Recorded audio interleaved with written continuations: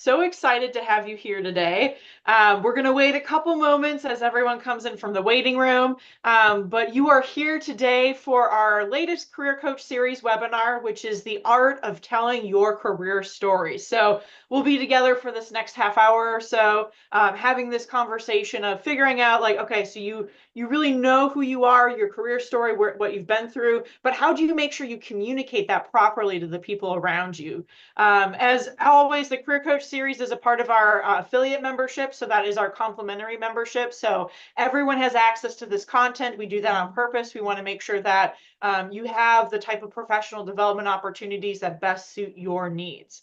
All right, so I think we have a good mass of people now, so we'll officially get started. Again, for those that have just joined us, welcome. This is our Career Coach Series, and this specific webinar is the art of telling your career story. And I'm very excited for our speaker, Diane Fennig. So she does the Career Coach Series for us. And I feel like one word to describe her is a connector. So a lot of the content that she shares with our community is about how do you make meaningful connections through different topics and content that we have.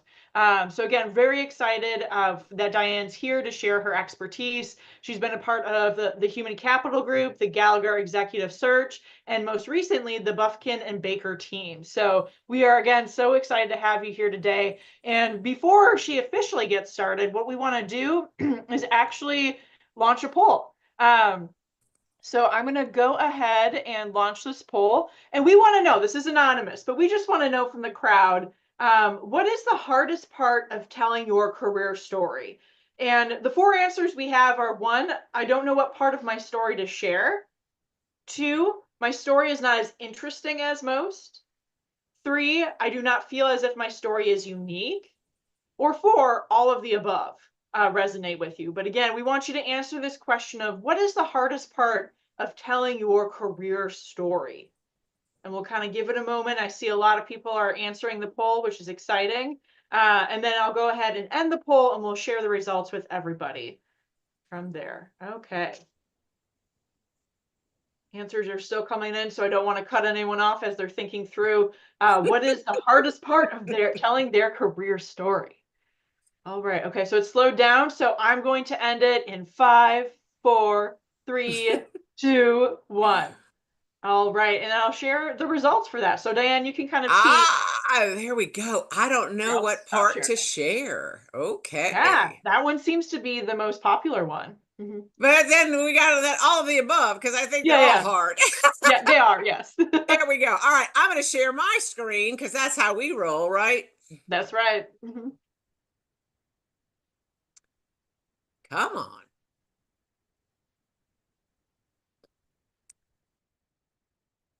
And from the beginning.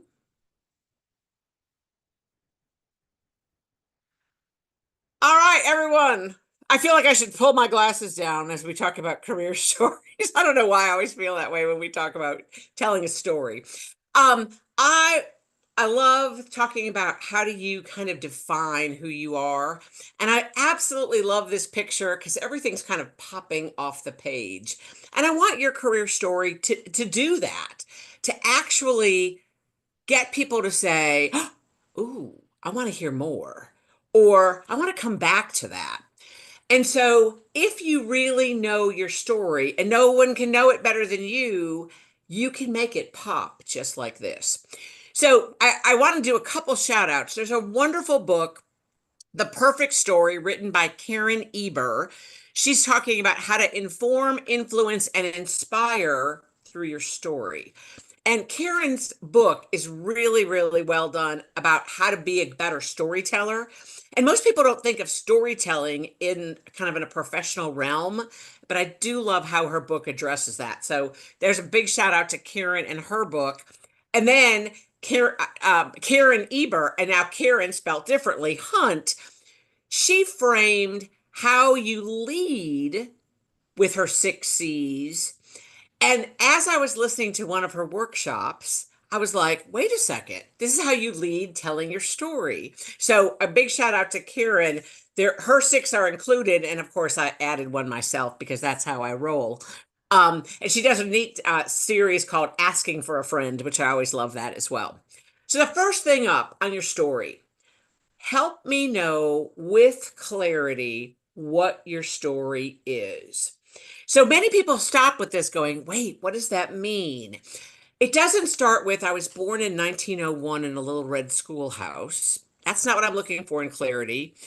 I'm looking for you figure out a start point, but make sure that when you're ready to tell me that story, you've really thought through it and have figured out what stays in your story and what goes. What are the most important pieces that you want in your story to kind of give it that clarity of here's where I've been, here's where I am, here's where I want to go. And so clarity is hard because we have to drop things off of that story to really present the clarity we need. And it's hard to drop things out of our story. Commitment. You've got to showcase your commitment to the work that you've started, the work that you're doing, and the work that you want to do. And I love this. Commitment's not is an act, it's not just a word. And so your story really does showcase your commitment of where you've been, where you are, and where you want to go. And so this one, people are like, I don't think it's a commitment. I'm like, think, just noodle on this one because it really shows how you have kind of viewed your professional career in its past, its present, and in its future. That's your commitment to kind of the profession and kind of where your legacy is going to be, if anything. Talking through your story through connections. Wow. The thing I love about connections is, thank you for that introduction, Alexia, saying that I'm the connector. Nobody does this career work alone, ever. No one does this work alone. I don't need you to know everyone, but I need through your connections, I want to know that you're connected enough that you can problem solve the most effective way. And so I always jokingly say, it's not like you have to be Ghostbusters, but you need to know who to call. So as you're struggling with something or as you're working through a problem with your team, you've got to know who are some of the other people who you've met along your path that have done similar work and how can you connect back with them and kind of think through a problem solving strategy. Because again, we never do any of this on our own. The other thing that's important with connections is showing that thanks and gratitude for the people along the way who have mentored and championed you to help you do your next. Also, a very important in connections. And one of the things I forgot to mention in commitment, the slide ahead, I want to go back to this because this is really important. When we think about our career, when you tell your story, sometimes you've made very different moves along your career based on advice you've gotten from advisors, champions, mentors.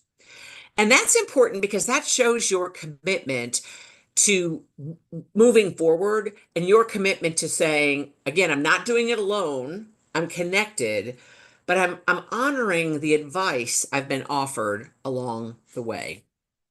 So that kind of goes with connections and the commitment piece. Within your career, how do you show you've remained curious? How do you showcase in your story that you've been a problem solver? You've been tapped to tackle hard things. You've been tapped to learn more right now in the case of AI, which is where everybody's kind of trying to learn more.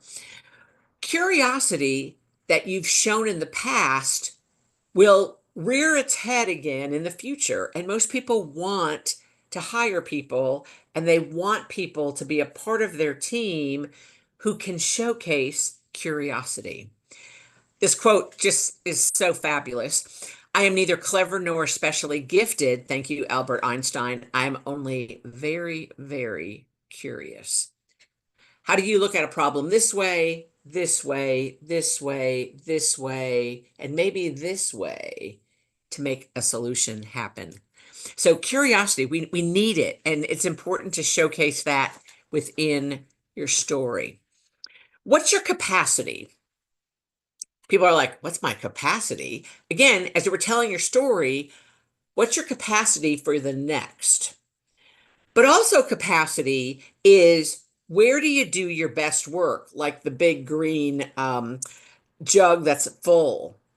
When your capacity is at full, what does your work look like? But what's your capacity when you're burnout? Because nobody wants to hire burnout on the end where the red is showing and the I think I'm asleep is showing. That with no capacity, there's no story. And the story is very flat. So let's make sure we think about what's our capacity in our career. Where's it been? Where is it? Where's it going? And where do you see the capacity of where it's going when you're in full throttle moving forward? Capacity. I love that. I love that one. Are you ready to course correct, or have you course corrected over your career? And almost to a T, everyone I speak to has done some of this. Sometimes it's by no fault of your own. You've lost your job. You've been a part of a riff and you had to course correct and say, my career path was doing this. My story was told this way. And now I've got to take a huge left-hand turn because things happen that I had no control over. Or did your career story take a little correction based on, I've gotten some really tough feedback. And while I was thinking my career was going in a lateral move up, I think I'm going to take a sidestep to kind of stay at the level I'm at with different responsibilities because the next level is not where I need to be. It's not going to serve me well. Is that part of my story? And when we can course correct, people like to hear this in your story because that shows reflection on your part of, oh, wait, I have to do something differently, or I've done something differently. And then I couldn't help but add confidence in the tell. It's your moment, you own it. How do you tell me the story? And do you tell it with an excitement about where you've been, where you are, and where you want to go? Do you tell it to me with a curiosity of, I think this is where I want to be, but right now the times are so different. I don't know if this is going to be possible right now. None of us thought 2025 would look like it is right now. And here it is, only April, now just turned May. So what's your confidence in how you tell me where you've been, where, where you are, and where you want to be next? Amy Cuddy, oh, another wonderful person.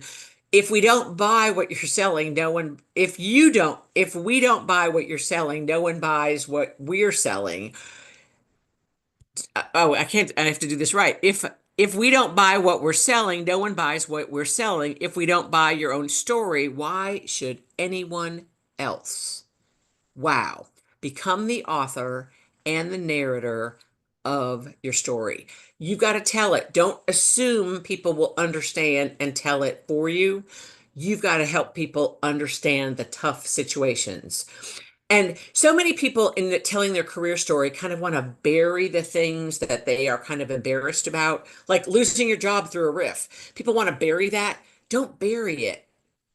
Bring it right. I really appreciate more when people talk about the hardship they went through. This is my quote: the minimum will never yield the maximum. Everybody wants to do just the least amount to prep this to get the maximum results, and it'll never happen. You've got to rehearse this. You've got to think through it. You've got to, again, take things away, which is always hard because everyone, as they put their resume together and they give me 9 pages, and I said, I'll never read all of that. People want to give me more, and I really want it to be less, but I think that I want the things that are a part of your story to be very impactful and very meaningful. And the screen is paused. There we go. Only at Staples can you find an easy button. Let us know, because that's exactly what we've got. We can't do that.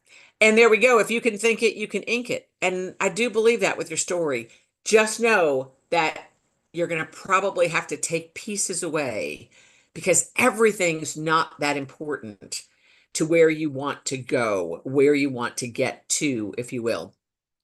Um, so what we're going to do now is we're going to take questions from the audience because we always love to hear what you're thinking. Let's keep the questions at 50,000 feet here for the benefit of everyone instead of questions that are to really very, very focused on yourself. Um, and ask away with what kinds of things do you want to know about how to tell that story? Yeah, thank you, Diane, especially for setting up our next portion, which is like the Q&A for our audience. So if you do have questions, we recommend not going too personal because it's kind of hard to figure out how to answer that in a larger group. But please go ahead and put your questions in the Q&A area. I know I have two actually off the top that I want to share out. But again, anyone else, please go ahead, put in your questions. We have a good 10-ish minutes or so that we can get through content together. So this is actually a really good question because I was wondering it too as we were going through your presentation are these tips for opening intro interview questions or cover letters, resumes, both, all of the above? When you talk about telling your story, what are the ways, like the platforms, I guess, if you will, you should be looking to tell that story? That is a great question. Most people don't ask for cover letters or letters of introduction anymore. And I really hate that we're not doing that. I learned so much from doing that. So a great cover letter is a great place to tell your story. Because what I like to see in the cover letter is why someone wants me to understand that this job is their next. And so with the cover letter, I like the introduction. And if there's any places that you can do any name dropping or I know so-and-so or so-and-so suggested that I reach out to you. I love those connection pieces because let's face it, life is all about connections. And when we have a connection that we respect, we're going to honor that request very differently. We're all human. So in a cover letter, it's the introduction, then it's your sales paragraphs about why are you the person I need to look at next. And sometimes I look at the job posting and I look at someone's application and I'm wondering, where do they see a fit here? Because I don't see that fit. But then if someone can explain that fit to me, I'm like, I didn't see that. And again, I'm not, I'm not any smarter than the average bear. So I'm like, okay, let me look at, or let me have a conversation with this person because I now see something I didn't before. So I like when people do a letter of introduction, but I'm not normal in this whole new hiring because most people are saying, we don't want that. All we want is the resume. The resume doesn't tell the whole story though. And what I like to see is I like to see that people have been promoted within organizations because that tells me, all right, if you've been promotable, that means that you've done good work before. So that will translate into good work next. So all of those things help me. And then, again, for that letter of introduction, a good closing and kind of call to action. When can we talk more about this? When can we do a follow-up about my application kind of thing? Um, that's the most kind of appropriate place to use it. But in an interview, so many people, start it with, tell me about yourself, which I don't think is a good way to start an interview. But often people don't know, they don't have anything else in their bag of tricks. So that's what they come out with. And what I would rather someone say is, as you're looking at this job, tell me why you think you're the perfect candidate. I would rather see that as, a very focused question is let's talk about this job, not, tell me a little bit about yourself.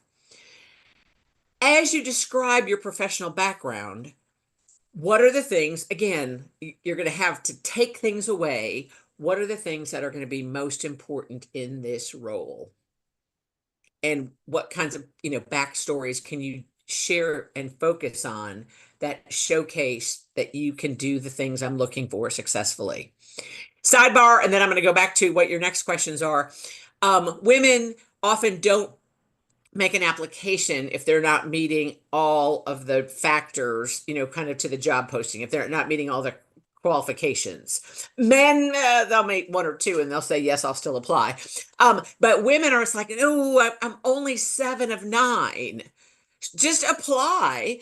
But again, help me know if you're not meeting something, why not? I had a conversation the other day with someone who didn't do a graduate degree, but a graduate degree is required in most of the applications. I said, talk about that right straight up, because otherwise people are going to knock you out because you don't have that, and it's not a requirement. Talk about it straight up about why you have it, but that you're willing to do it. And she was just like, what? I was like, I should be like, I'm like, I'm at fault here. Like, no, but you're ready to do it. You just haven't been able to do it before. Now you're ready to step forward and do this, and it's you have time to do it now. I, I like when people talk about the things that they think are the negatives and they want to hide them, bring them out front. Let's talk about them. I just like that transparency. Yeah, Does that help? Does that help with the where would you kind of use these things? yeah, I think so, because it's like you can use your career story for multiple different types of platforms. And then like you gave, I think, really good examples of what that would look like if you're doing a cover letter versus like you're in an interview and someone asks you that question, which was another question someone had about like, tell me about yourself. How do you answer that specifically? So I think that's really helpful for thinking about how you can plug in your career story in those different spaces. Another question that's actually a lot of people are asking is trying to figure out the length of their story. Do you have any advice about that, of like how long, what is too long, like for writing versus speaking and different things like that? So again, frame the story that you're telling that person. So think about who your audience is and tell them what your frame is that you're kind of creating for your story, if that makes any sense. Instead of going, I don't need to go back to my undergraduate degree days. I I need to go to this, I'm framing this from this role forward kind of thing. I think if you frame it, it helps because again, it gets put some structure around it. I just find people go on too long and there's too many details and they're not good storytellers. So it's kind of that art of telling a story. Like, what do I want to make sure? What are the like 5 things you want them to take away from your story? And how do you integrate those into your story? And so many of the jobs right now going forward, um, kind of are a combination of technical skill, but that ability to have tough conversations. Because going forward, we're going to see many more rifts than not. And job opportunities are everyone's on pause right now. Companies are saying we don't know what everything's going to look like. We're on pause. Let's check in on quarter 3. That's a long time if you're without work. So how do you think through what are the things I want to make sure you know about how I could be successful in this role, but based on my past experiences and my past learnings will help me do these things for you, kind of thing. Mhm. But again, think of what are the important parts of that story, because like your story changes a little bit based on who the audience is. Mhm. Could you actually expand on that? Because that's a question that has come in as well, is like someone mentioned like, okay, based on the audience, how should you be tailoring it? So what are things that you need to think about when it comes to the audience that's going to hear your career story, and what are things that you need to be flexible with changing based on that? Do you have like any advice about that? Okay, so audiences, for example, let's think about interviewing. So when you're interviewing, you're going to be interviewing the manager that you'd report to. That's a very different audience than peers that you'd be working with side by side. Very different audience than the people that report through you.